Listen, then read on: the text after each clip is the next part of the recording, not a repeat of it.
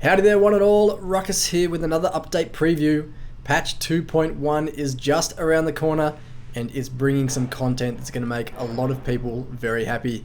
Yes, 2.1 brings the British Tank Destroyer line. 9 new vehicles starting down at tier 2 and culminating in a monster of a tier 10.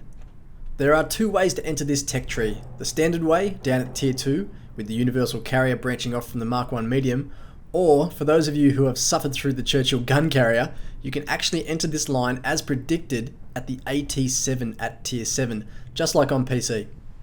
The British Tank Destroyers are an eclectic bunch of vehicles. Down at the low tiers, it's generally about speed over armour.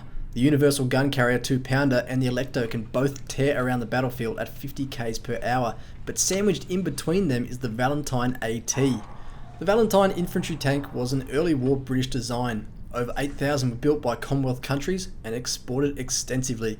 It saw action in most of the major theatres of World War II, but was generally phased out of frontline service by 1944. The Valentine AT, shown here, was an attempt to create a cheap and simple tank destroyer by mounting a 6-pounder gun and its field carriage in place of a turret. But the experiment never went into production, as the 6-pounder could actually be fitted into the Valentine's turret anyway. The Valentine was not known for its manoeuvrability, and the Valentine AT is a similar story. Although the whole traverse is very good, top speed and power to weight are the lowest for tier 3 tank destroyers. Armour of 60mm all around seems great on paper, but don't you believe it for a second, because they've gone and thrown it all away with these big, flat, welded on plates around the gun. These are only 14mm thick, which means they're vulnerable to all fire this tank can see, including autocannon fire, and behind them, ammo racks. For firepower, the Valentine AT has two choices of main gun. A 6-pounder with the best DPM in its class and decent penetration and accuracy stats, or a 3.7-inch howitzer, which is comparable to the T-82's 105mm, except that it trades alpha damage for rate of fire, meaning its DPM is higher, but it lacks the ability to one-shot most of its opponents. At tier 5, the focus of this line becomes armour, and in a big way. The AT2 has 203mm of frontal armour, and not much in the way of weak spots either. There are not many tier 5 or tier 6 tanks that can reliably pen the front of the AT2.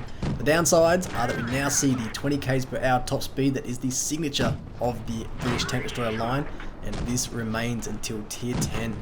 Also, it only gets the same gun selection as the Valentine AT. The tier 6 AT8 and the tier 7 AT7 are variations on the AT2's theme. Their fast-firing guns become more powerful, but the manoeuvrability and the armour remain the same, meaning these tanks are increasingly vulnerable to the more powerful guns at tier 8 and 9. The tier 8 AT15 is a tank you'll be at least partially familiar with, as its prototype exists in-game already. This is the premium tank destroyer AT15A.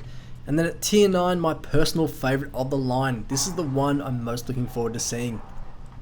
The A39 Heavy Assault Tank Tortoise, a 78-ton, 10-metre long monster developed towards the end of World War II. Check it out, it is a solid mass of tank destroyer. Such an imposing looking vehicle. 6 prototypes of the A39 were built, and trials continued until the late 40s, where it's found to be a solid and reliable gun platform. However, with the war over and military doctrine favouring speed over armour, the A39 was never put into production. Of the original 6, several now sit as bombed and rusted out hulks on military training sites, but one A39 resides at the Bovington Tank Museum, where it was restored to working condition in 2011.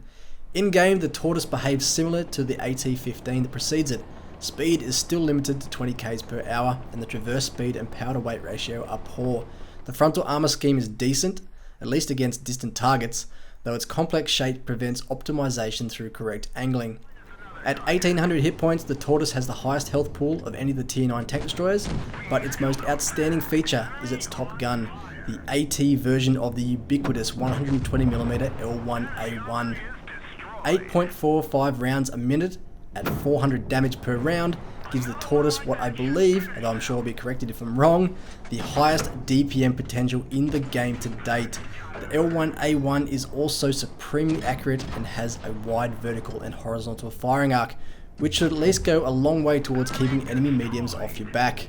This will be a dangerous machine if you can keep pace with the flow of the battle. And so we come to tier 10, and we see the tank behind all the hype, the FV215B183, aka the Death Star.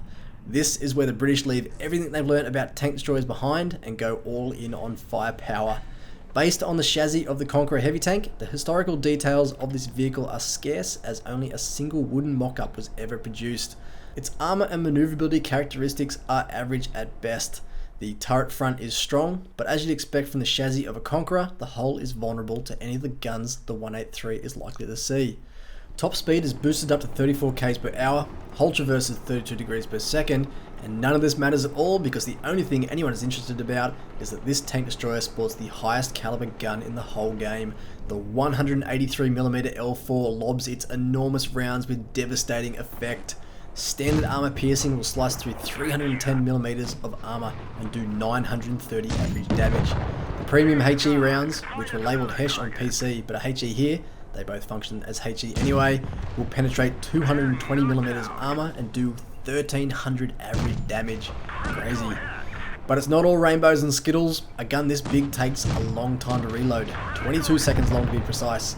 Accuracy is poor, as is aim time.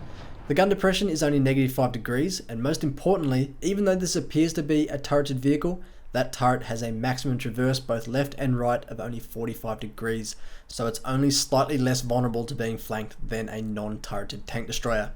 One last point of note is that the FV215B183 only carries 12 rounds of ammunition. On PC this is considered a major disadvantage considering matches are 15v15, but on Blitz that sounds like just the right amount. And that's me done, guys. Thank you very much for watching. Be sure to check out Bushka and Huge's channels for details on any of the tanks I've skipped over here.